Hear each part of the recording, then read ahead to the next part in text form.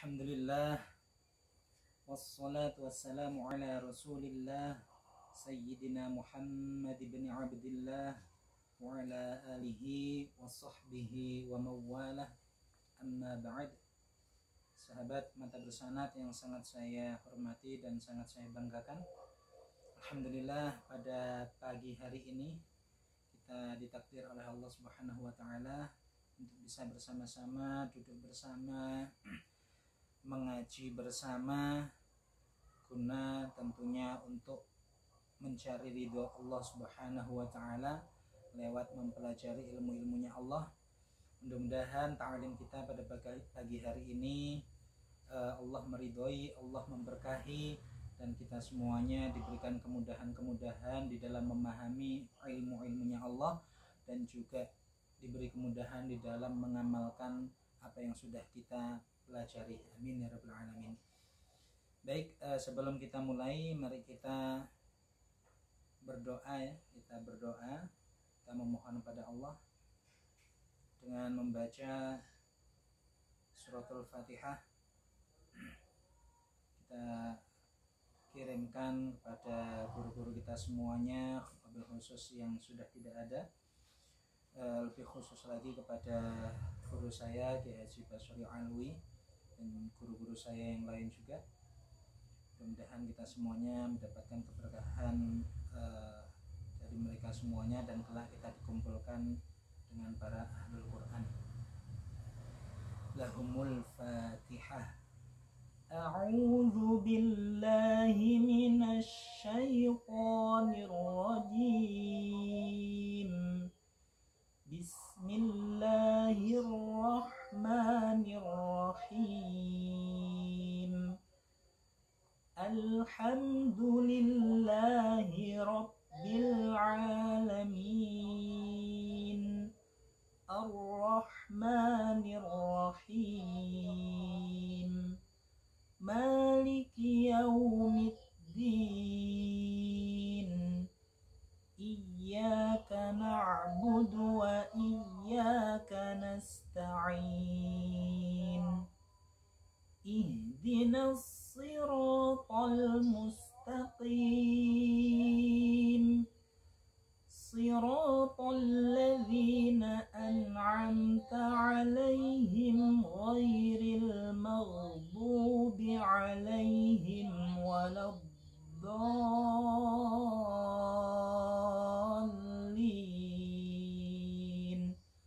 Rabbighfirli wa liwalidayya wa lil muslimina amin. Alhamdulillah, saya ingin mendengar suaranya dulu nih. Ada berapa peserta nih? 14. Alhamdulillah, insyaallah. Coba suaranya mata bersanad.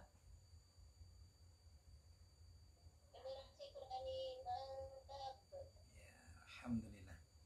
Baik, sudah siap ya, kita mulai ya. Dari poin nomor 37. Silahkan bagi yang punya bukunya dibuka, disimak poin nomor 37. Yang tidak punya bukunya tidak apa-apa ya, menyimak sambil memahami.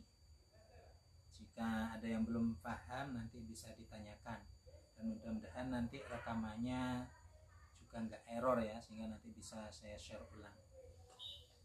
Siap ya?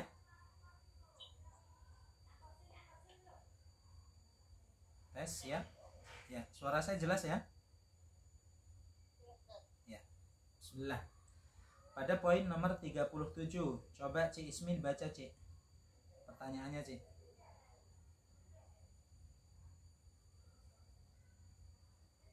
Ci Ismi hadir enggak itu?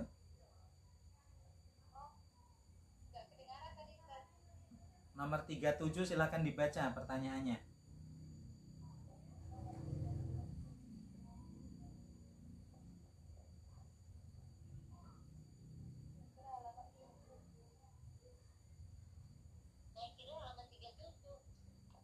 Bukan. Poin nomor 37, bukan halaman 37. Ya. Ya, Bismillahirrahmanirrahim. Pertanyaan, di mana tempatnya ilmu tajwid harus diterapkan? Ya. Jawab, ilmu tajwid harus diterapkan ketika membaca Al-Quran. Sebagian ulama berpendapat ilmu tajwid harus diterapkan ketika membaca Al-Quran dan hadis. Ya, baik. Referensi kitab Hafidz Tilawah halaman 50. Ya, jadi terkait di mana letak kita harus membaca ilmu tajwid, ini memang ada beberapa pendapat ya. Cuman yang pendapat yang masyhur atau pendapat yang lebih kuat itu, kita diwajibkan membaca Al-Quran disertai dengan tajwidnya itu hanya ketika kita membaca Al-Quran. Jadi hanya pada Al-Quran saja ketika kita diwajibkan membaca dengan tajwid. Ini pendapat yang lebih kuat atau pendapat yang masyhur. Namun ada pendapat sebagian ulama bahwasanya membaca dengan tajwid itu tidak hanya pada Al-Quran saja, melainkan juga ketika kita membaca hadis Rasulullah SAW. Nah, itu juga harus disertai dengan tajwid. Nah, itu pendapat yang lainnya, dimana itu keterangannya seperti tadi sudah dijelaskan pada kitab Hafidz Tilawah halaman 50. Nah, sehingga kalau misalkan kita sudah memahami ini, mungkin kalau sebelumnya di antara kalian pemahamannya hanya Al-Quran saja yang wajib membaca tajwid misalkan. Terus misalkan kalian menemukan saudara kalian misalkan, atau teman kalian misalkan, atau mungkin guru kalian yang misalkan ketika mengajar guru kalian harus mewajibkan ketika membaca hadis dengan tajwid. Nah, maka jangan kaget ya, jangan kaget. Karena memang ada ulama yang berpendapat mewajibkan juga membaca hadis disertai dengan tajwidnya. Nah, namun juga jangan bersikap kaku.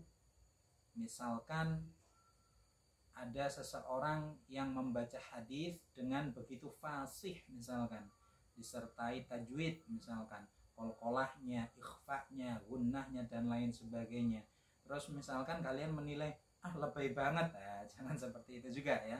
Nah, kita harus tetap menghargai, bahkan ketika UNAS dulu masih dalam proses pembelajaran di lembaga khusus tahsin, bahkan dulu itu guru itu menganjurkan seperti ini, jangankan membaca Al-Quran, membaca apapun itu, khususnya yang berbahasa Arab, entah itu menyebut nama orang, entah itu membaca syair-syair dalam bahasa Arab, nah itu dulu itu dianjurkan untuk membaca dengan tajwid, tentunya dengan makhraj dan sifatul huruf yang tepat.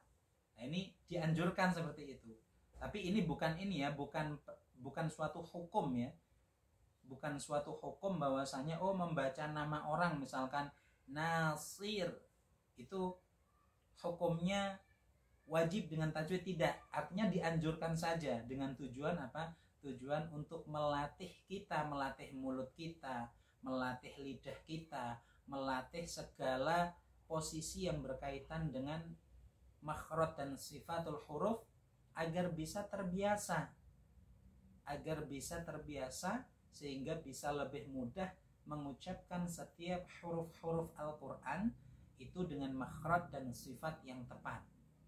Karena memang pembiasaan ini sangat penting ya, untuk kita bisa mengucapkan setiap huruf-huruf Al-Quran dengan fasih ya. Kalau kita berbicara fasih, maka ini tidak bisa lepas dari 2 poin. Sekali lagi, kalau kita berbicara fasih ya, ketika kita membaca kalimat Arab khususnya Al-Quran ya, maka kata fasih ini tidak bisa lepas dari dua poin.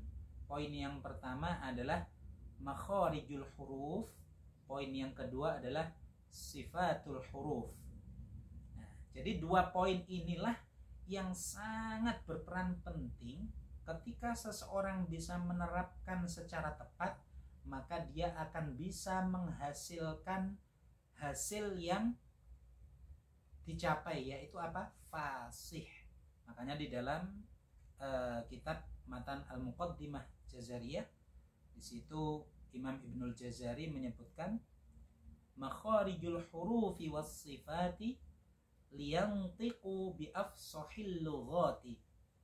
Jadi makharijul huruf dan sifat, tempat-tempat keluarnya huruf dan sifat-sifatnya huruf ini, ketika seseorang sudah memahami itu, maka dia akan bisa mencapai liyantiqu bi afsahil lughati, bi afsah.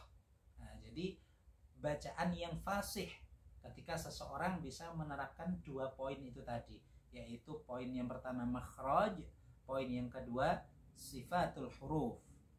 Nah, itu. Jadi sekali lagi, tidak apa-apa misalkan kalau di antara kita ada yang masih banyak kesulitan di dalam pengucapan huruf-huruf Al-Quran, makhrajnya masih banyak yang kurang tepat, sifatnya masih banyak yang kurang tepat, silahkan cara yang tadi itu, cara yang saya sampaikan itu digunakan. Setiap memanggil nama teman pakai tajwid juga. Dan ini memang pernah saya terapkan dulu ketika belajar di lembaga. Bahkan ketika dulu itu saya punya virus huruf Al-Quran. Maksudnya virus itu punya kelemahan di dalam pengucapan huruf Al-Quran yang dulu itu prosesnya ya kalau saya bilang itu cukup lama ya, yaitu tentang pengucapan huruf jim, dimana dulu ketika saya baru masuk lembaga itu, ketika membaca isti'adzah atau ta'awud, itu jim saya itu dinilai hames, ada desisnya, sehingga masih salah. Ketika dulu saya membaca a'udzu billahi minasy syaithanir rajim, salah gitu, disalahin gitu kan. Ya saya sempat kaget waktu itu, loh ta'awud saya masih salah. Karena sebelumnya kan saya belajarnya itu memang tidak di lembaga yang khusus memperdalam tahsin. Dan ketika itu ya membaca ta'awud ya seperti itu, nggak disalahkan. Ketika membaca pertama itu disalahin, saya agak kaget gitu. Terus kemudian saya ulang lagi dengan intonasi bacaan itu lebih ini ya, lebih, kalau bahasa Jawanya itu lebih ngoyo gitu ya, lebih apa kalau Indonesianya tepatnya, bahasa Indonesianya lebih tepat apa, lebih berusaha keras gitu ya. Saya baca lagi apa ya bersusah payah lah gitu ya. Kemudian saya baca ulang lagi dengan intonasi lebih susah payah lagi. A'udzu billahi minasy syaithanir rajim. Salah, masih disalahin lagi. Semakin disalahin beberapa kali, saya semakin kaget gitu. Loh, kok bisa salah ya? Dulu saya ngajinya gitu, nggak ada yang nyalahin itu. Sampai semakin saya tingkatin itu cara bacanya, semakin ngoyonya cara bacanya, semakin kayak kaku gitu ya didengar. Saya baca ulang lagi, a'udzu billahi minasy syaithanir rajim. Salah lagi. Sampai satu pertemuan, satu duduk dalam satu majelis itu membaca ta'awud saja puluhan kali itu ada, masih disalahin terus. Sampai sempat ada ini ya, ada suudzon kepada guru, gergeten gitu ya, mangkel itu, sebel gitu ya, sebel, ini beneran gak sih, sampai ada suudzon seperti itu. Sampai akhirnya, karena kesalahan saya itu dulu ketika belajar sama sekali tidak pernah diajarkan tentang makhraj dan sifat, sehingga ya nggak tahu saya makhrajnya jim itu di mana, itu nggak tahu sebelumnya. Sampai akhirnya ketika saya setelah 3 hari pembelajaran, terus saya diperkenalkan dengan makhraj dan sifat, baru setelah itu saya sadar, innalillahi, ternyata ini kuncinya. Dulu saya belum pernah belajar. Hanya itu, dari kelemahan saya itu, saya berusaha melatih terus. Ketika memanggil nama teman, misalkan namanya siapa? Nur Halimah misalkan. Nur Halimah misalkan. Pakai matnya, roknya tafkhim ya dibaca Nasir, sir, rohnya tarqiq dibaca tarqiq, ya sod dibaca sod. Jadi untuk melatih gitu. Bahkan ketika saya nyuci baju di kamar mandi itu sambil latihan saya. Bukan latihan baca Al-Quran ya, tidak. Tapi latihan makhraj. Sambil nyuci itu nyikat baju. Jaji jubaj jujan jani jajena dan seterusnya. Terus sampai proses itu 40 hari masuk lembaga itu. Kemudian setelah latihan keras susah payah, saya baca lagi, alhamdulillah dinyatakan lulus itu. Yaitu artinya apa? Yaitu sekedar metode ya, metode bagaimana kita untuk membaca Al-Quran itu biar bisa fasih ya, biar bisa makhraj dan sifatnya tepat. Ya nggak apa-apa itu dilatih. Baca hadis dengan tajwidnya, baca yang lain-lainnya juga dengan tajwidnya, itu tidak masalah. Cuman sekali lagi, pendapat yang lebih kuat itu adalah pendapat yang hanya Al-Quran yang diwajibkan kita membaca dengan tajwid. Jelas ya sampai sini ya?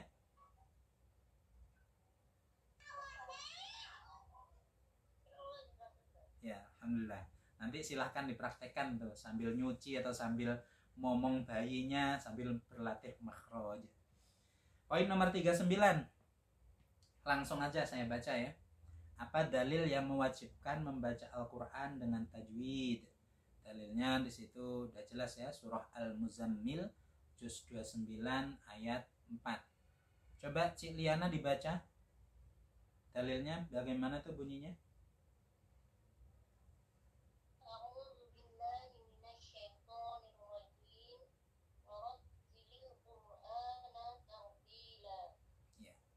Warot. Ya.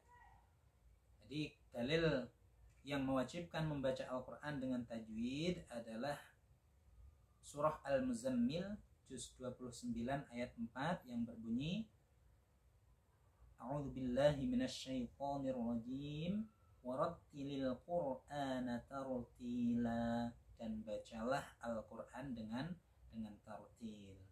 Kemudian timbul pertanyaan, poin nomor 4. Apa pengertian tartil itu sendiri? Nah, tartil kalau jadi ada beberapa pendapat ya, ada beberapa pendapat ulama terkait pengertian tartil itu sendiri.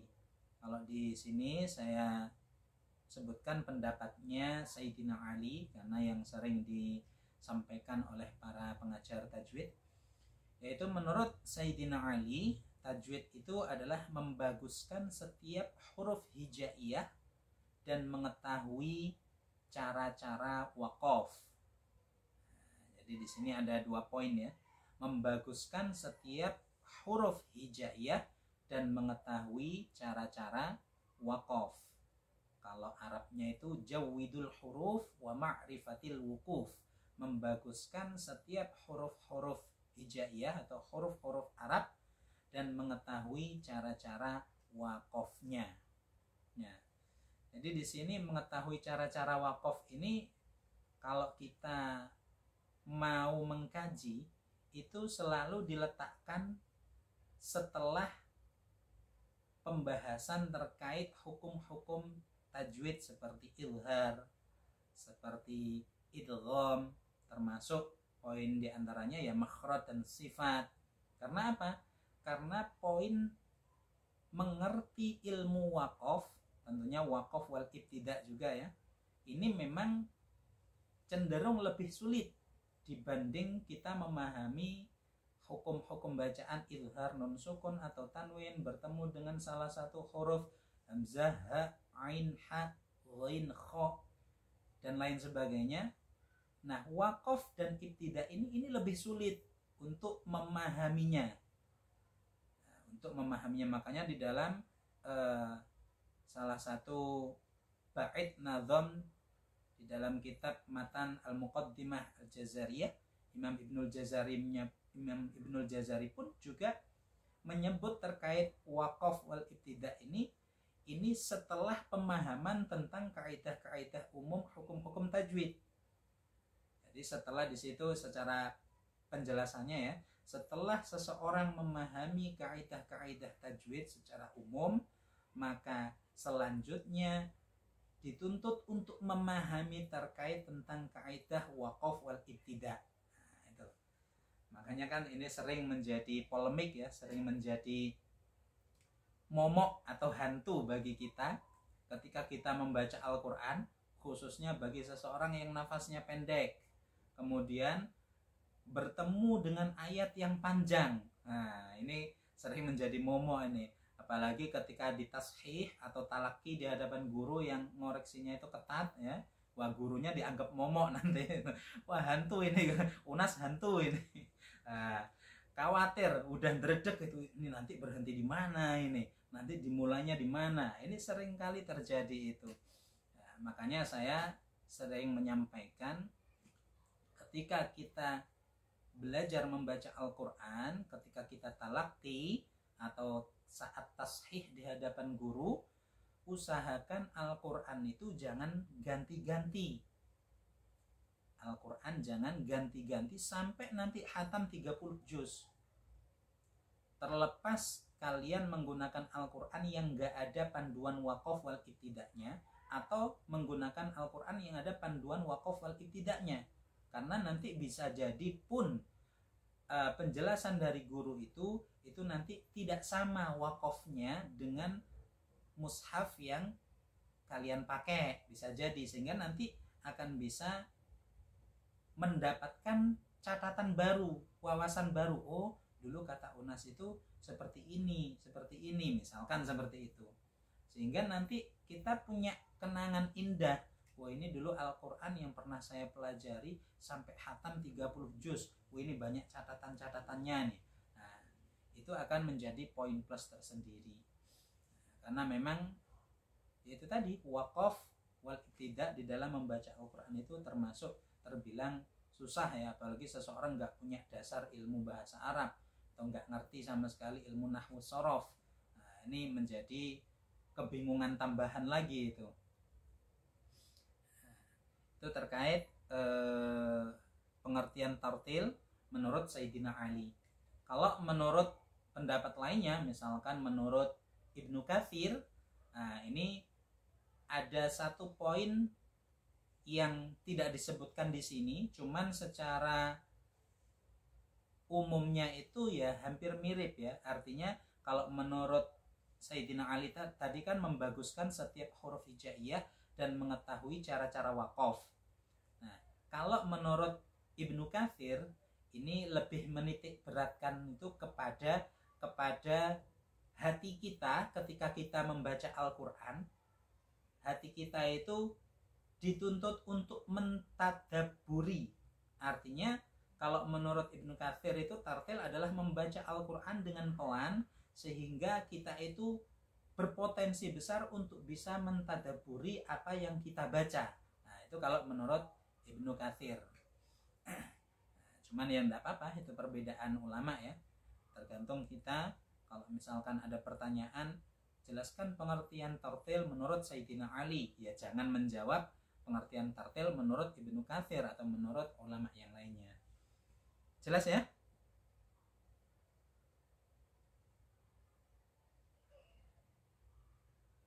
Tes.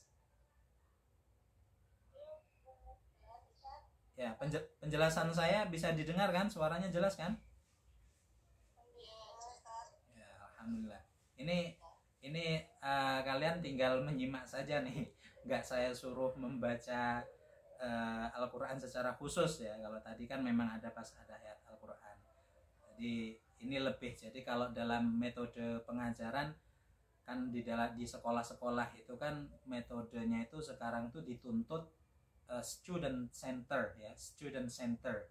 Jadi guru itu ketika mengajar dituntut yang menjadi pusat pembelajaran itu adalah muridnya. Tapi kalau dalam Zoom ini enggak, sebaliknya. Jadi saya yang menjadi center saya, sehingga nanti yang kebanyakan ngoceh, kebanyakan berbicara ya saya.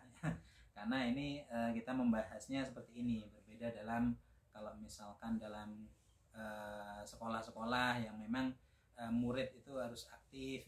Cuma ya nanti diharapkan kalian juga aktif bertanya. Kalau ada yang nggak paham, jangan malu untuk bertanya gitu ya. Kita lanjutkan. Poin nomor 41. Ada berapa pembagian hukum wajib menurut ilmu tajwid? Ya, jadi jawabannya ada 2 ya. Jadi hukum wajib di dalam ilmu tajwid itu ada 2. Yang pertama wajib syar'i, yang kedua wajib sinai. Referensinya ada di kitab Nihayah Qaulil Mufid fi Ilmi Tajwid. Ada yang punya kitabnya?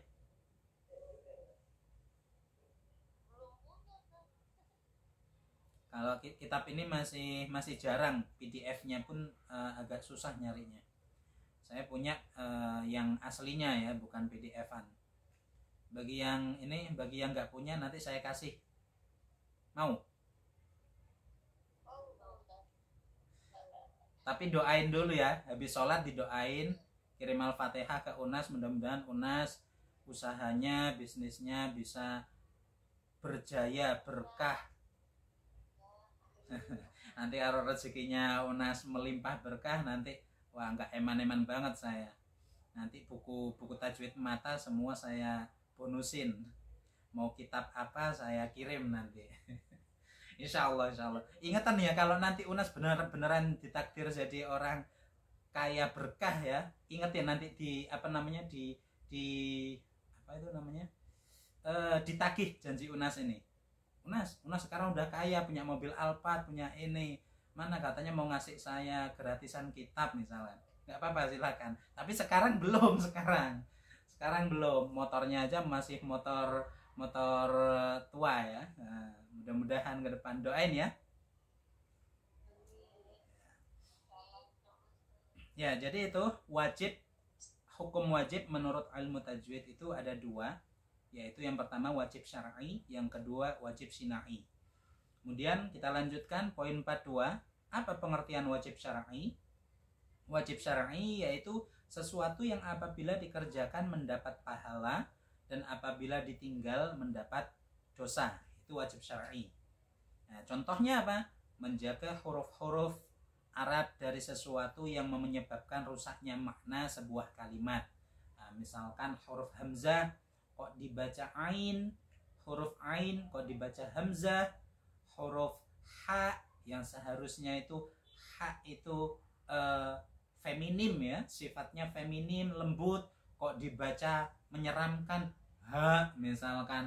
Nah, itu berarti dia itu melanggar hukum wajib syar'i. Hukumnya bagaimana? Nanti ada pembahasan tersendiri. Jadi itu tentang pengertian wajib syar'i beserta dengan contohnya ya. Kita lanjut poin nomor 43. Apa pengertian wajib sinai? Wajib sinai pakai sod ya. Sod, sinai. Wajib pakai sod, bukan pakai shin. Nah, wajib sinai adalah sesuatu yang apabila dikerjakan bagus dan apabila ditinggalkan jelek atau menjadi aib kalau ditinggalkan. Sekali lagi saya ulang, wajib sinai adalah sesuatu yang apabila dikerjakan itu bagus dan apabila ditinggalkan itu jelek atau aib. Contohnya apa? Menjaga hukum ilhar, ikhfa, iqlab, mad dan lain sebagainya, tafkhim, tarkik dan lain-lain. Nah, itu adalah wajib sinai. Nah, ada tambahan di situ, menurut ulama mutaakhirin, meninggalkan hukum wajib sinai tidak berdosa. Jadi menurut ulama mutaakhirin, meninggalkan hukum wajib sinai tidak berdosa. Tadi kan contoh-contohnya wajib sinai itu kan menjaga waktunya izhar ya izhar, waktunya iklab ya iklab, waktunya dengung ya dengung, waktunya tafkhim ya tafkhim. Nah, kalau ini semuanya itu tidak diterapkan, menurut ulama mutaakhirin itu tidak berdosa. Ya. Menurut ulama mutaakhirin tidak berdosa. Tapi dengan catatan ya, dengan catatan itu tidak disengaja. Sekali lagi dengan catatan benar-benar tidak disengaja. Kalau seseorang misalkan nih siapa yang di sini, Ukhti Fetri misalkan, udah belajar di mata bersanad nih sudah lumayan pinter, makharijul huruf sudah katakan sudah hafal, idhar idgham mat sudah bisa, kemudian kok dengan sengaja saya mau membaca dengan tidak sesuai tajwidnya misalkan seperti itu. Nah, kalau disengaja ini ya tentu sepakat ulama itu mengharamkan kalau disengaja ya. Tapi kalau misalkan tidak disengaja, maka menurut ulama mutaakhirin itu tidak berdosa. Mungkin karena memang kebodohannya, atau memang ketika misalkan kita benar sudah paham nih idhar idgham mat tafkhim tarkik sudah paham, sudah ngerti. Ketika kita membaca di hadapan guru yang ngoreksinya itu detail, yang dianggap momok tadi ya. Tapi jangan menganggap Unas momok ya. Nah, misalkan seperti itu, sehingga ketika kita mau membaca, ketika kalian mau membaca itu keringat itu sudah bercucuran dulu, itu sudah keluar semua itu keringat, bulu-bulu itu udah merinding semua, sehingga ketika membaca itu nggak konsen, sehingga membaca ain menjadi hamzah. Nah, ini kan berarti berangkat dari kelalaian ketika kita membaca. Nah, baru kalau seperti ini tidak sampai berdosa. Tapi sekali lagi kalau disengaja atau kalau dengan niatnya itu menggampangkan bacaan Al-Qur'an, ini yang tidak boleh. Nah, kemudian di situ ada catatan ini ya di dalam kolom ulama mutaqaddimin. Nah, jadi ada ulama mutaqaddimin, ada ulama mutaakhirin. Apa ulama mutaqaddimin? Ulama yang hidup pada masa sahabat Nabi Muhammad Shallallahu Alaihi Wasallam, seperti ya kayak Zaid bin Thabit, Ubay bin Ka'ab dan lain sebagainya, itu termasuk ulama mutaqaddimin.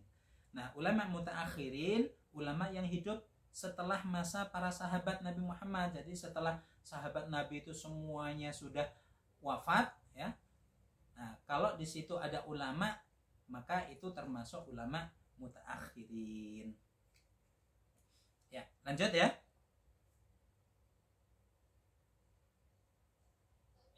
Ya. Poin nomor 44. Coba biar saya nggak bisa istirahat sejenak. Nomor 44 silahkan dibaca Ukhti Az-Zahra. Wah, nih saya kangen sama suaranya yang jauh di sana, Malaysia. Hadir Ukhti Az-Zahra?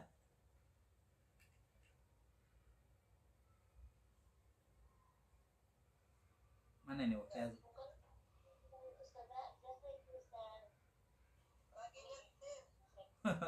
Lagi nyetir. Ya. Coba Ukhti Neneng, udah ini belum?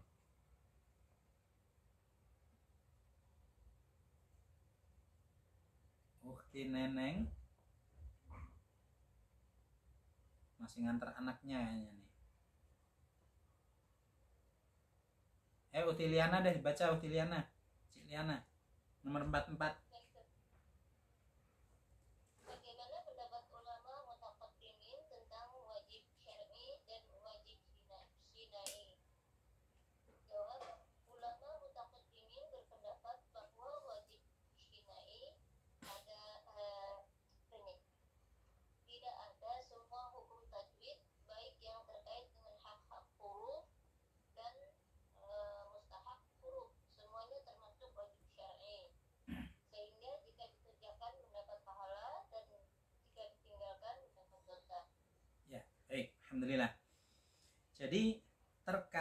tadi yang sudah kita jelaskan terkait wajib syar'i dan wajib syina'i.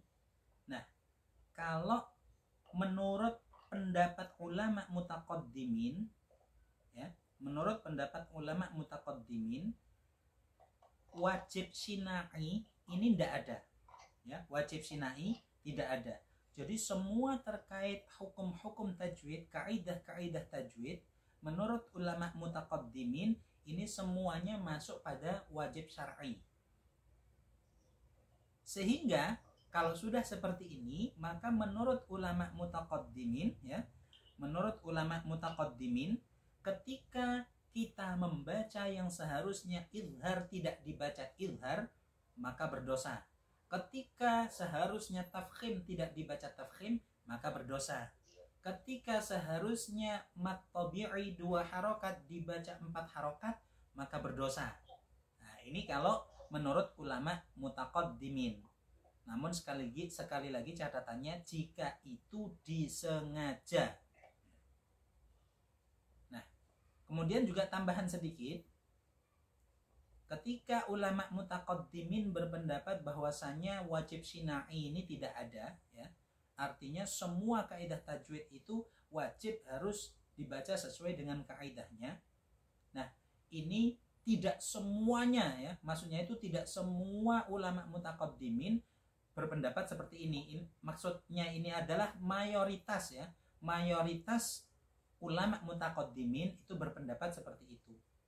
Begitu juga sebaliknya, kalau nanti membahas tentang ulama mutaakhirin, ya, di mana tadi ulama mutaakhirin kan berpendapat bahwasanya ketika seseorang meninggalkan hukum-hukum yang wajib syina'i seperti izhar, ikhfa dan lain sebagainya, ulama mutaakhirin berpendapat itu tidak berdosa. Sama juga, itu tidak semua ulama mutaakhirin seperti itu.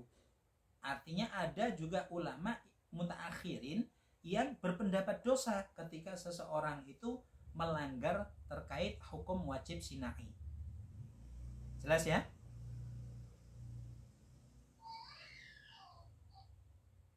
Ya, bisa dilanjut? Ya. Lanjut poin nomor 45, silahkan. Ukhti Dewi hadir?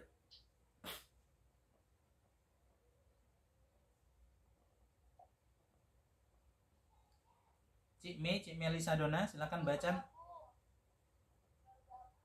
Oh, baru gabung, ya. Cik Melisa hadir?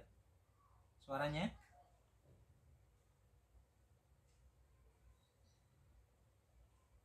Ini kayaknya banyak yang sambil masak ini deh. Oh. Ya, mau baca? Mau baca, ya? Alhamdulillah, silakan. Nomor 45.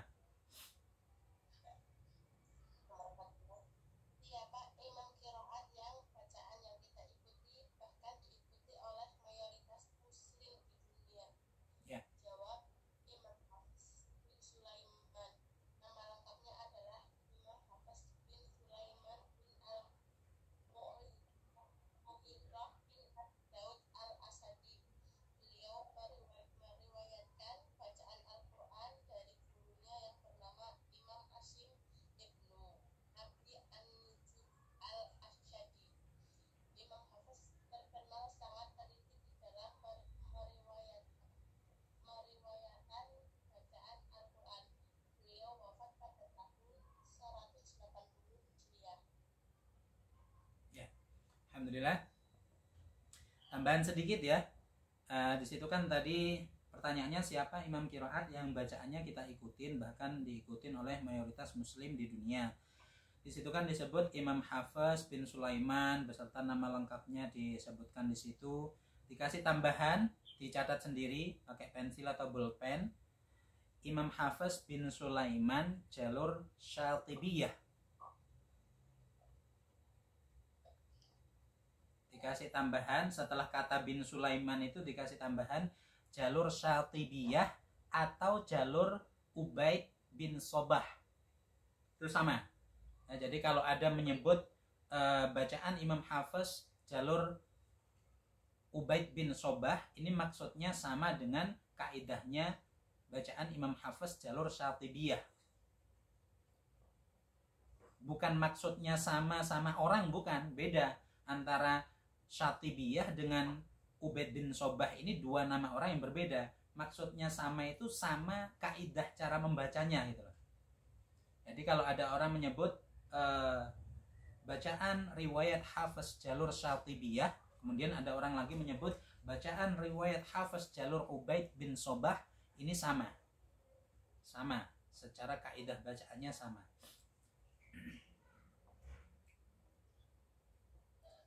Sudah ya, sudah dikasih tambahan ya.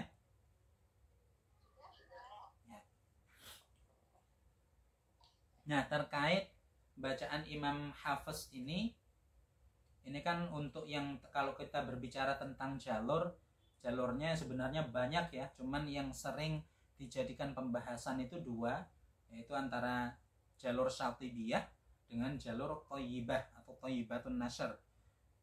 Cuman yang kita ikutin itu ya yaitu tadi jalur Syatibiyah. Terkait tentang jalur-jalur yang lainnya, terus kemudian bagaimana perinciannya, yaitu tidak perlu dibahas dalam forum ini karena nanti membuang waktu yang cukup panjang itu. Di sisi lain juga ibarat kita itu ya belum saatnya untuk mendetail ke situ ya, belum saatnya untuk mendetail di situ. Kalau perlu untuk tambahan wawasan-wawasan saja ya nggak apa-apa, nanti bisa di luar ini bisa ditanyakan. Ya, bisa dilanjut poin nomor 46. Silakan yang mau membaca siapa? Ayo, siapa yang mau membaca?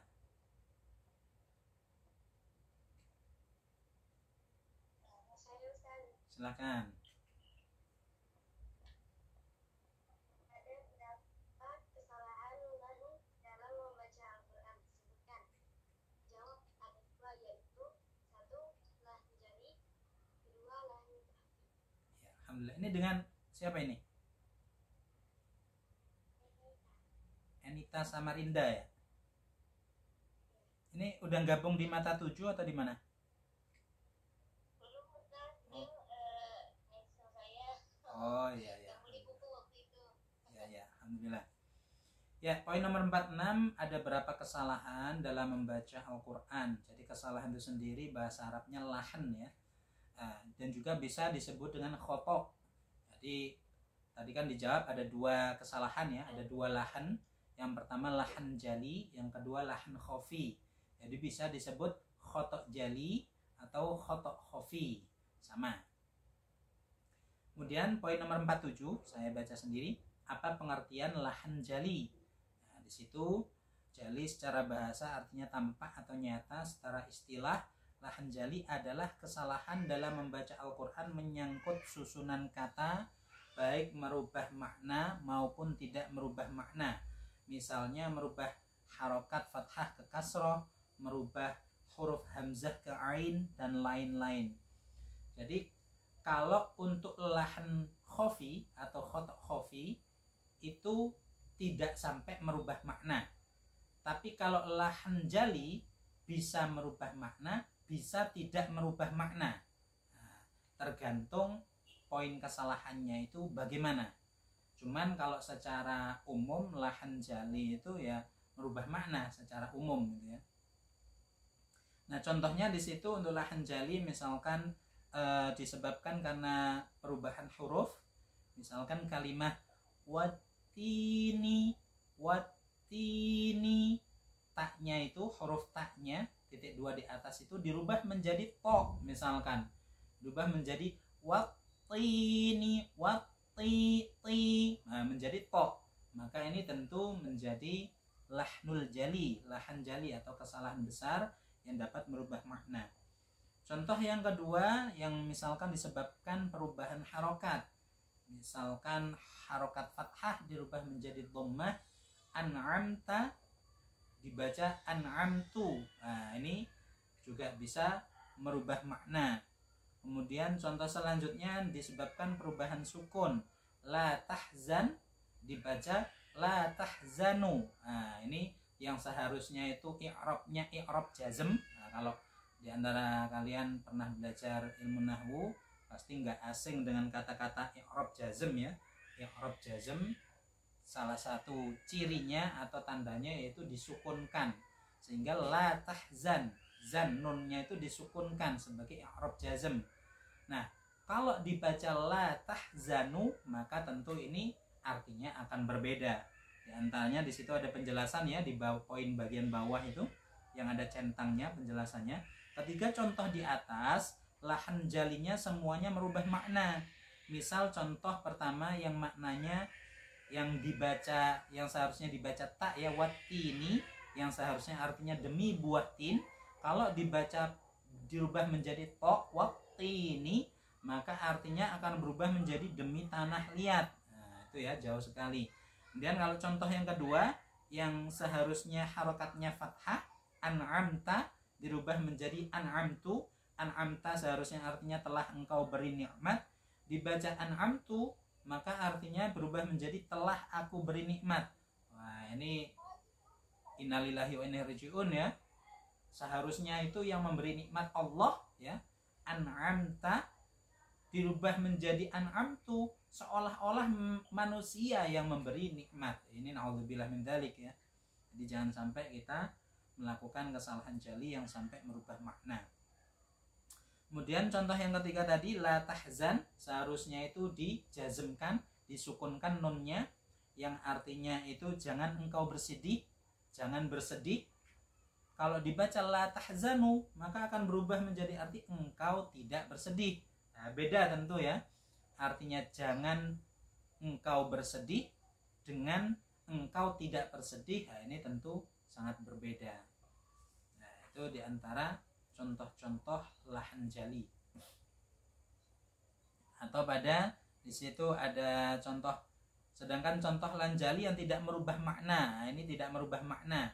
Pada halaman 24 itu alhamdulillahi, alhamdulillahi dibaca alhamdulillahu. Nah, ini tidak merubah makna. Tidak merubah makna, artinya itu makna secara ya, secara arti dari lafaz tersebut tidak merubah, cuman ini tidak sesuai dengan kaidah ilmu nahwunya. Tapi juga tetap jangan sampai kita memudahkan, menggampangkan, meremehkan. Nah, jangan sampai seperti itu. Kita harus tetap benar-benar menjaga bacaan kita agar terhindar dari kesalahan-kesalahan, baik kesalahan yang khafi, lebih-lebih yang jali. Selanjutnya poin nomor 48. Silakan dibaca, siapa mau membaca?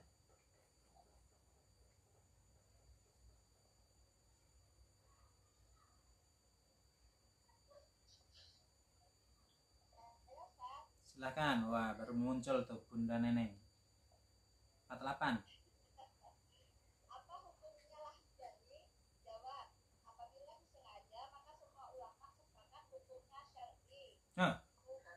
Haram, haramnya belum disebut. Nah. Apabila disengaja maka semua ulama sepakat hukumnya haram syar'i. Tapi jika tidak disengaja hukumnya tidak sampai haram. Ya, jelas ya.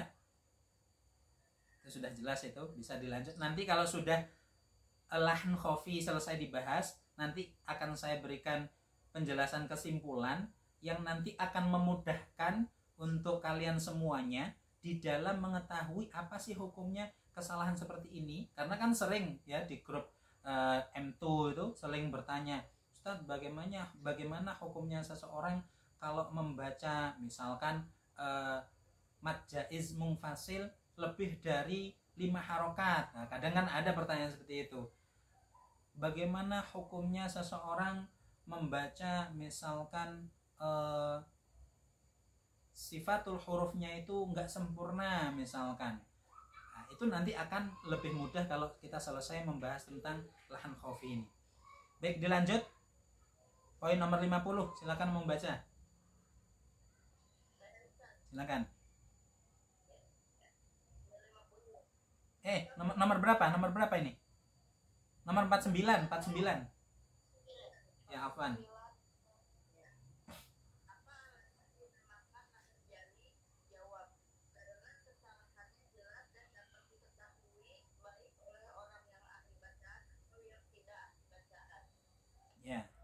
gitu ya. Alasan dinamakan lahan jali adalah karena kesalahannya itu jelas dan dapat diketahui baik oleh orang yang ahli membaca Al-Quran atau yang tidak ahli membaca.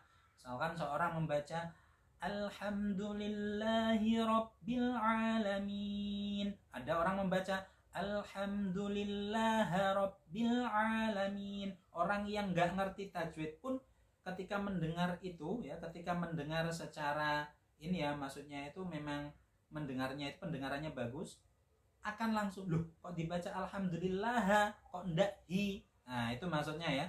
Jadi alasan dinamakan lahan jali adalah karena kesalahannya itu jelas dan dapat diketahui baik oleh orang yang ahli bacaan atau yang tidak ahli bacaan.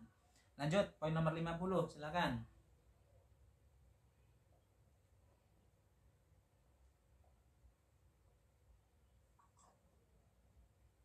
Yuk, siapa yang mau baca nomor 50? Umi Yayah mana? Umi Yayah mana nih? Mau baca Umi Yayah silakan.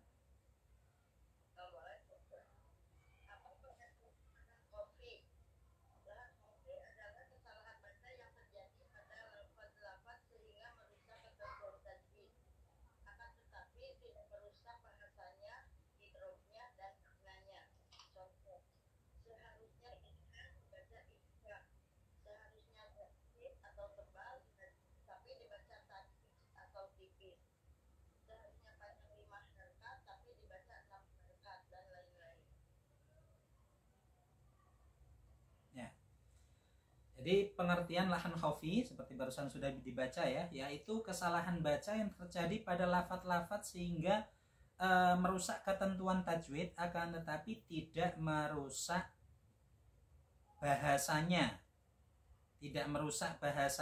i'rabnya dan maknanya. Nah itu ya pengertian lahan khafi. Makanya tadi saya sampaikan di awal tadi bahwa lahan khafi ini tidak sampai merubah makna, tapi kalau lahan jali bisa merubah makna, juga bisa tidak merubah makna.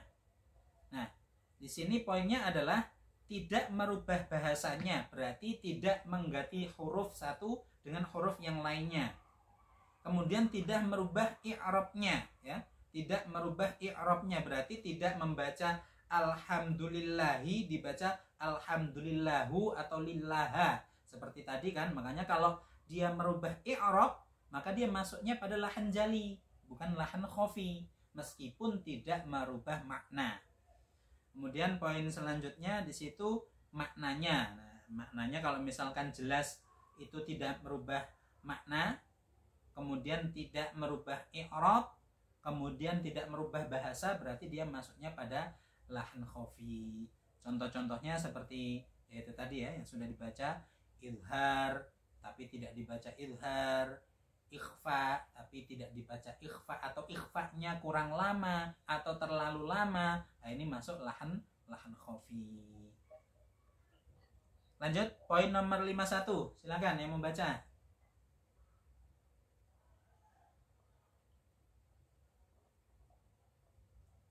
Yuk.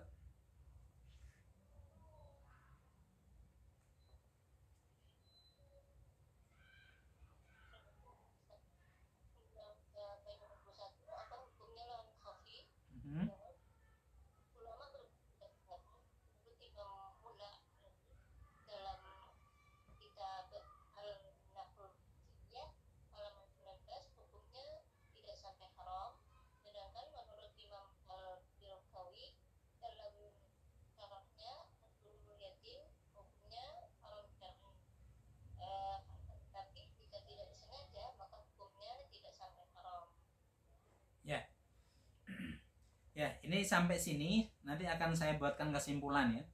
Jadi apa hukumnya lahan khafi? Kalau tadi kan hukumnya lahan jali, apa hukumnya tadi?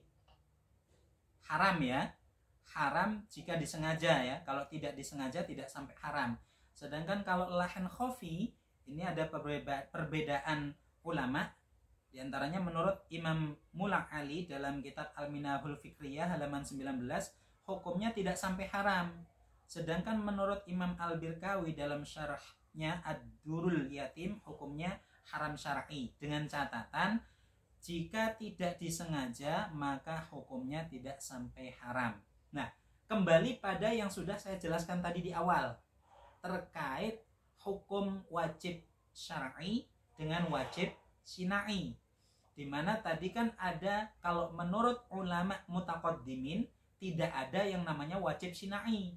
Semuanya hukum tajwid itu wajib syar'i, sehingga izhar ya wajib izhar, ikhfa wajib ikhfa, dan lain sebagainya.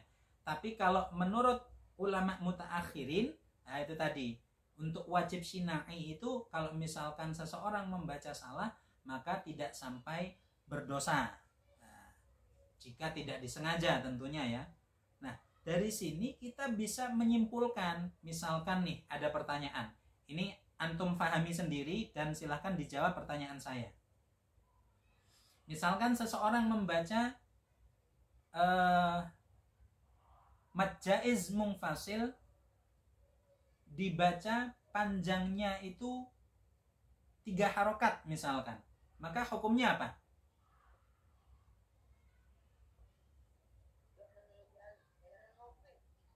Hukumnya kalau ditanya hukum itu berarti nanti bisa haram, bisa dimakfu, bisa wajib, bisa makruh, dan lain sebagainya. Sekali lagi, tadi kan kita sudah memahami, ya kan? Kita kan sudah memahami bahwa kalau terkait hukum-hukum bacaan yang masuknya itu kesalahan-kesalahan kecil atau lahan khafi, ya, ada ulama yang berpendapat kalau itu dilanggar haram, berarti dosa kalau dilanggar ya. Dan kalau diterapkan maka dapat pahala. Ada ulama yang berpendapat seperti itu. Tapi ada ulama yang berpendapat lainnya itu hukumnya tidak haram selama tidak disengaja, tidak benar-benar tidak disengaja, tidak sampai haram. Nah, berarti kalau ada orang membaca karena memang pengetahuannya itu terbatas, karena kebodohannya atau karena kelalaiannya, membaca mad jaiz munfasil yang seharusnya 4 harokat atau 5 harokat dibaca 3 harokat, maka hukumnya apa?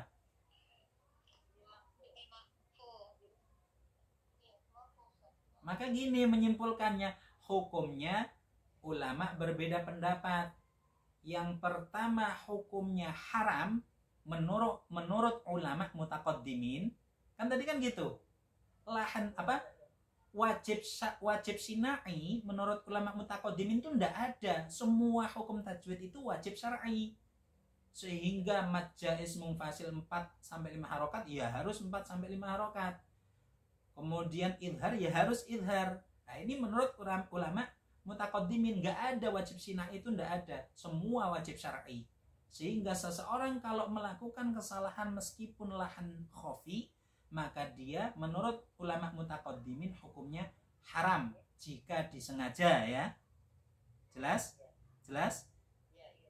Semua kesalahan khafi. Jadi nanti jangan bingung lagi kalau ada misalkan di antara kalian muncul kebingungan, kalau itu orang membaca mad arid li sukun kan paling panjang kan 6 harokat, kok dia membacanya kayaknya 8 harokat ya, hukumnya bagaimana? Jangan bingung, tinggal kita memahami aja, itu merubah makna enggak kalau dibaca seperti itu, merubah i'rab enggak, merubah huruf enggak.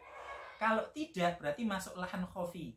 Lah, lahan khafi itu contohnya apa tadi yang dibahas di wajib syar'i dengan wajib syina'i dengan contoh lahan khafi juga. Oh, contohnya lahan khafi itu ini tarkik tidak dibaca tarkik, tafkhim tidak dibaca tafkhim, misalkan mat seharusnya 6 harokat dibaca lebih atau kurang. Nah, kalau misalkan kita sudah bisa menyimpulkan oh itu lahan khafi, ada orang melanggar bacaan lahan khafi, bagaimana hukumnya? Itu tadi menurut ulama mutaqaddimin haram jika disengaja. Tapi kalau menurut ulama mutaakhirin tidak sampai haram. Artinya itu menjadi aib, menjadi sesuatu yang jelek. Bisa nggak dicerna? Bisa dicerna nggak? Nah, karena pertanyaan seperti ini, pertanyaannya sejenis seperti ini, itu cukup sering ditanyakan. Sehingga saya ya mengulang-ulang jawabannya, bahwasanya menurut ulama mutaqaddimin haram syar'i, tapi menurut sebagian ulama yang lain atau di situ penjelasannya ulama mutaakhirin tidak sampai haram, gitu ya. Tapi kalau membahas lahan jali, misalkan Ar-Rahmanir Rahim, Ar-Rahmanir Rahim dibaca Ar-Rahmanur Rahim, maka di sini ulama sepakat hukumnya haram jika disengaja meskipun nggak merubah makna. Itu jelas ya? Ya, alhamdulillah. Kita lanjut. Di situ poin nomor 52 saya baca, apa alasan dinamakan lahan khafi? Karena kesalahannya tidak jelas atau samar ya, yang hanya bisa diketahui oleh orang yang ahli bacaan. Nah, itu. Misalkan seorang membaca Ar-Rahmani dibaca Ar-Rahmanir Rahim. Nah, kalau nggak peka, nggak punya wawasan pengetahuan tentang ilmu tajwid, itu orang nggak akan bisa menilai salah. Tapi kalau tahu, oh itu harus rohnya itu tafkhim. Kalau dibaca Ar-Rahmanir Rahim berarti tarkik, salah. Maka harus dibaca tebal. Ar-Ra, pangkal lidah terangkat ke langit-langit mulut bagian atas. Nah, itu akan bisa diketahui oleh orang-orang yang memiliki pengetahuan tentang tajwid atau ahli bacaan. Lanjut, poin nomor 53. Ada berapa rukun kiroat? Kiroat itu bacaan artinya ya. Kalau dalam redaksi kitab-kitab tajwidnya itu arkanul kiroat. Ada sebagian kitab bahasanya bukan arkanul kiroat tapi arkanut tilawah. Sama maksudnya, tilawah artinya bacaan, kiroah juga bacaan. Sebagian menyebut arkanul kiroah, sebagian menyebut arkanut tilawah. Nah, sama maksudnya. Ada berapa rukun kiroat atau rukun bacaan? Ada 3. 1, harus sesuai dengan kaidah bahasa Arab, sesuai dengan ilmu nahwu. Kemudian yang kedua harus sesuai dengan kaidah Rosem Usmani.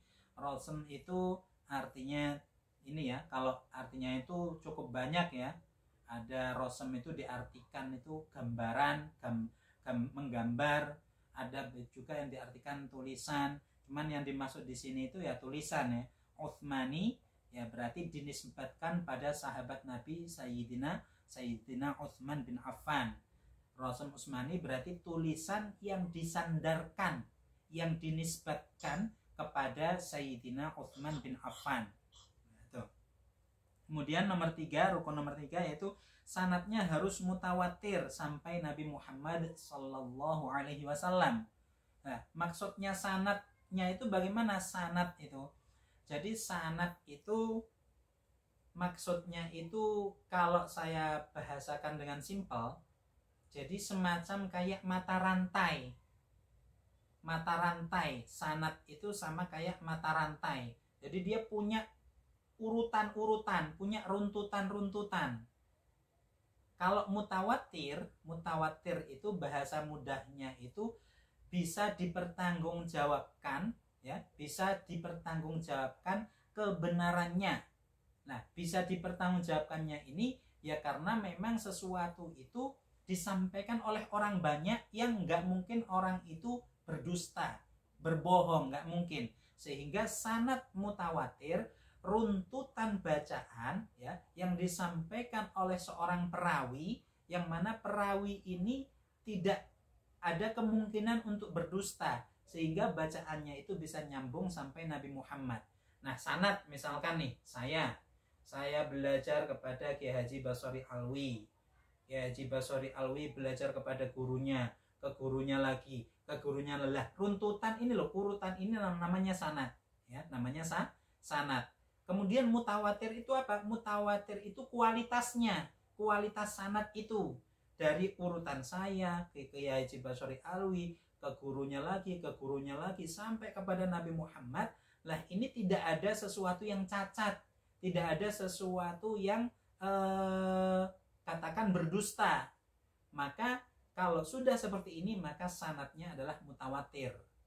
Nah, jadi itu salah satu rukun Al-Qur'an di sanadnya harus mutawatir sampai kepada Nabi Muhammad. Cuman catatan tambahan sedikit. Jadi bahasa sanad mutawatir ini ya, ini bahasa secara global ya. Kalau bahasa secara khusus maksudnya bagaimana? Misalkan saya nih, saya secara umum saya adalah pewaris sanad ke-30 dari guru saya Kiai Haji Basri Alwi. Tapi secara pribadi, secara khusus, saya tidak bisa menjamin bahwa bacaan saya 100% itu nyambung kepada Nabi Muhammad.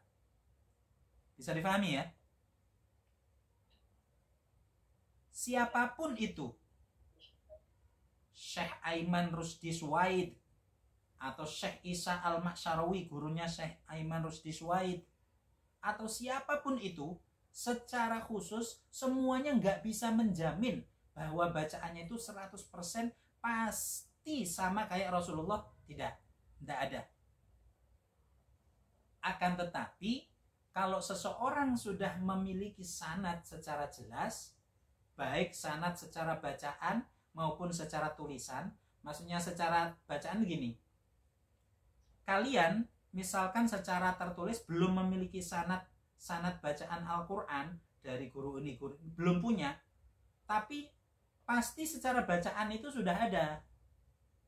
Kalian belajar kepada Unas nih, katakan membaca suratul Fatihah, meskipun belum saya ijazahi, meskipun belum saya kasih sertifikat, belum saya kasih sanad secara tertulis, itu secara bacaan itu sudah tersambung sanad kalian itu sudah tersambung. Cuman itu tadi, kalau seseorang memiliki sanad secara, misalkan di antara kalian ada yang ikut program pengambilan sanad bacaan riwayah Hafiz di Ruya atau di mata bersanad nih, sampai selesai 30 juz, selesai ditalakikan di hadapan Unas, selesai di tashih di hadapan Unas, maka berarti ini sanad sanad bacaan secara tuntas 30 juz ini sudah ada. Nah, kemudian untuk memperkuat itu, karena seorang guru menilai ini memang anak ini bacaannya bagus, kualitasnya bagus, dan dinilai sudah lulus secara bacaan juga secara kaidah-kaidah tajwidnya, teorinya, maka diberikanlah yang namanya sanad ijazah, misalkan runtutan dari guru ini ke guru ini sampai Nabi Muhammad juga diijazahkan, artinya dilegalitaskan bahwa silahkan kalian menurunkan apa yang sudah saya jelaskan, apa yang sudah pernah kalian pelajari di saya, silahkan untuk diajarkan, baik diajarkan atau misalkan menurunkan mewariskan urutan sanadnya ke orang lain lagi. Nah, kalau sudah mendapatkan ijazah dari guru, ya, maka silahkan. Nah, itu ya, itu jadi terkait tentang sanad mutawatir. Di bawahnya ada keterangan Imam Ibnul Jazari menjelaskan di dalam Thaibatun Nasr, jika salah satu dari 3 rukun qiraat di atas tidak ada, maka berarti itu adalah qiraat yang syadz. Qiraat yang syadz, yang tidak boleh kita baca, tidak boleh kita praktekkan, baik di dalam sholat maupun di luar sholat. Tuh. Bisa dilanjut ya? Ini waktunya udah molor dikit nih. Ya, kita lanjut poin nomor 54. Poin nomor 54, ada berapa tingkatan cara membaca Al-Quran, atau istilahnya itu marotibul qiraah. Nah, ini di dalam redaksi kitab-kitab tajwid ada cukup banyak perbedaannya ya.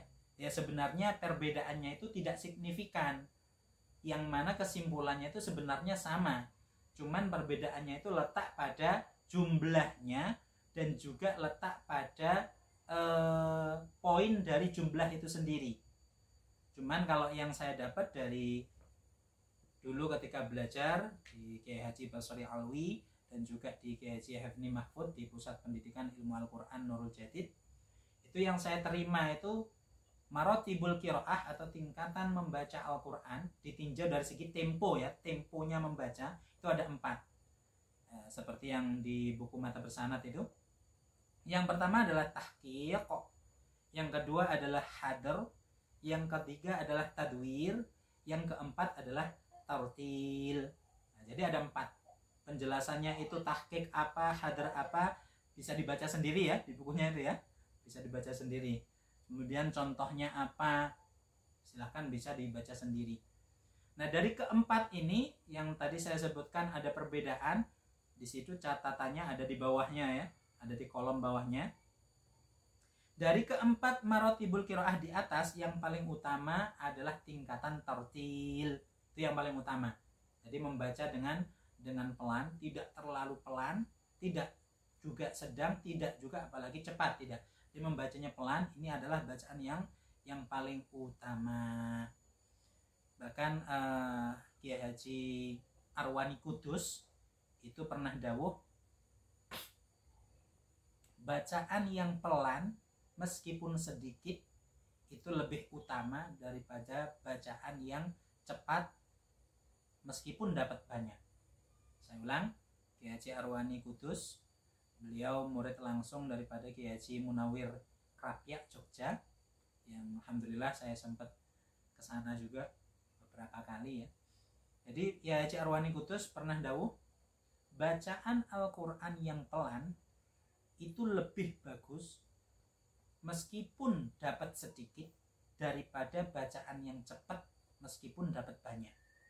Itu beliau pernah dawuh seperti itu. Tapi ya, akan tetapi ya, jangan jadi orang kaku. Nanti karena saking saking bahasanya itu, saking memegang, misalkan memegang pendapatnya atau dawuhnya Kiai Haji Arwani seperti itu, kemudian di antara kalian menyalah-nyalahkan orang yang membaca dengan hadar, membaca dengan tadwir misalkan. Nah, ini juga jangan sampai seperti itu.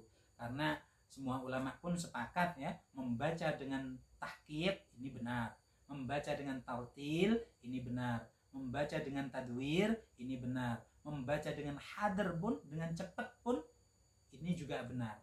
Dengan catatan semuanya ini harus dengan sesuai kaidah-kaidah tajwid yang ada. Kemudian saya lanjutkan lagi bawahnya. Sebagian ulama lain berpendapat bahwa marotibul qiraah hanya ada 3 dengan tidak menghitung tartil. Jadi tartil tidak dihitung, sehingga menjadi tahqiq, tadwir, dan hadar saja menurut pendapat ulama yang ini. Karena tartil ada yang memasukkan dalam kaidah dalam kategori tahqiq, jadi disamakan dengan tahqiq. Ada yang berpendapat seperti itu. Kemudian juga ada yang menjadikan tartil ini sebagai syarat dari setiap marotibul qiraah yang lain. Jadi dari semua marotibul qiraah, kalau tartil tidak disebut, tartil ini ada yang memasukkan atau menyamakan dengan tahqiq. Kemudian ada yang menjadikan syarat bahwasanya bacaan yang tahqiq, tadwir, hadar ini semuanya syaratnya itu harus tartil. Berarti kalau syaratnya harus tartil itu bagaimana? Ya itu tadi, seperti apa tartil itu tadi? Pengertian tartil, jawidul huruf wa ma'rifatil wukuf, membaguskan setiap huruf-huruf Al-Quran dan mengetahui cara-cara waqaf dan juga ibtidaknya. Meskipun membaca dengan cepat sekali, karena ini juga beberapa kali pernah ditanyakan, bagaimana Ustadz, ada orang membaca di kampung saya itu membacanya cepat sekali, bagaimana hukumnya? Nah, ada yang menanyakan seperti itu. Nah, maka ya tinggal kita memahami, tinggal kita mengetahui membaca cepatnya itu sesuai dengan tajwid enggak. Kalau tidak sesuai dengan tajwid, maka haram hukumnya membaca seperti itu. Loh, kan tidak disengaja misalkan ini ya. Nah, berbicara masalah sengaja atau tidak disengaja, kalau membaca dengan cepat ya, artinya membaca dengan cepat ini kan pasti berpotensi salah itu lebih besar.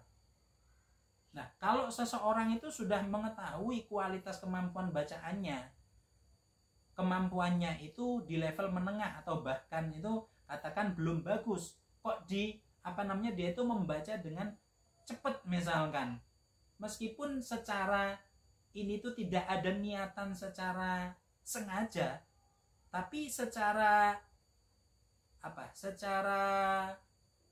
ya kita kalau menilai ya itu bisa dimasukkan dalam kategori disengaja. Karena apa? Karena ya itu tadi, kok belum punya pengetahuan yang bagus, membacanya kok cepet-cepet, pelan saja kan seperti itu. Nah, tapi kalau misalkan bacaannya bagus meskipun dengan cepat, huruf-hurufnya itu masih jelas, makhraj dan sifatnya itu masih tidak keluar dari kaidah, maka ya tidak masalah, boleh-boleh saja. Nah, itu ya. Jadi jangan sampai menyalahkan bacaan seseorang yang membaca dengan cepat padahal bacaannya itu bagus sesuai dengan kaidah tajwid. Ya, kemudian poin yang bawahnya, sebagian ulama lain seperti dalam kitab Ghayatul Murid fi Ilmi Tajwid tidak memasukkan tahqiq sebagai maratibul qiraah karena menganggap tahqiq masuk dalam kategori tartil. Nah, ini kebalikannya ya. Kalau tadi dikatakan tartil ini tidak disebut karena tartil dimasuk atau disamakan dengan tahqiq. Tapi dalam poin yang bawahnya lagi di kitab Ghayatul Murid fi Ilmi Tajwid sebaliknya. Tidak memasukkan tahqiq atau tahqiq ini tidak disebut. Karena apa? Alasannya karena tahqiq itu disamakan dengan tartil atau dimasukkan dalam kategori tartil. Nah, itu diantara perbedaan-perbedaan ulama terkait tingkatan-tingkatan cara membaca Al-Quran ditinjau dari segi tempo bacaan.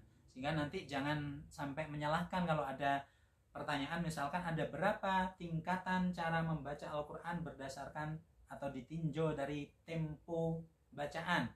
Misalkan ada orang menjawab ada 4, yang satu lagi menjawab 3. Nah, jangan sampai menyalahkan. Baik dijawab 4 benar, baik dijawab 3 benar. Cuma kalau misalkan disuruh menyebutkan yang 3 ini, misalkan disuruh menyebutkan kok disebutkan katakan hadr, kemudian tartil, kemudian tahqiq. Nah, ini baru salah. Baru salah kalau penyebutan seperti itu. Karena apa? 3 itu kalau yang menjawab 3 berarti kalau yang tartil ada tartilnya maka tahqiq nggak ada. Kalau yang disebut tahqiqnya maka tartil nggak ada. Nah, seperti itu.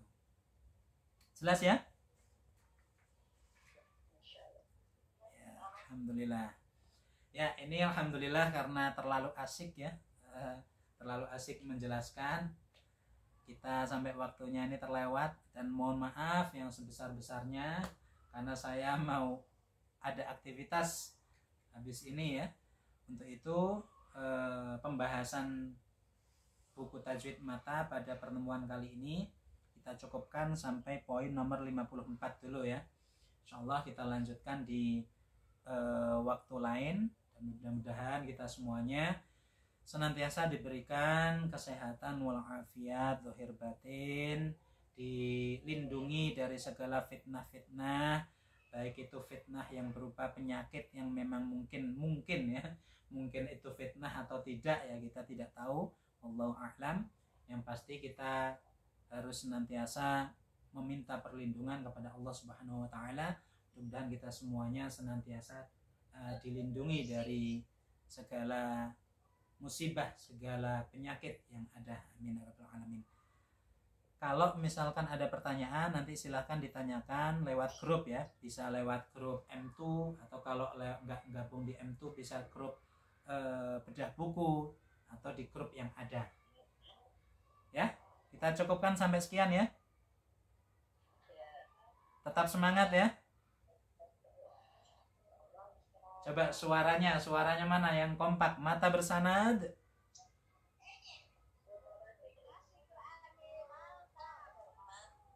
Sekali lagi, mata bersanad.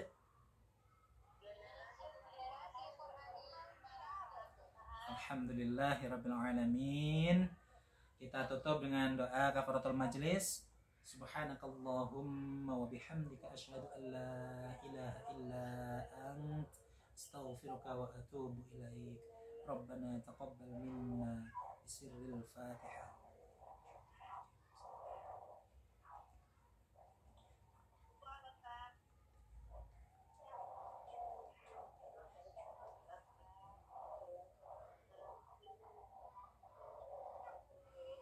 Assalamualaikum warahmatullahi wabarakatuh.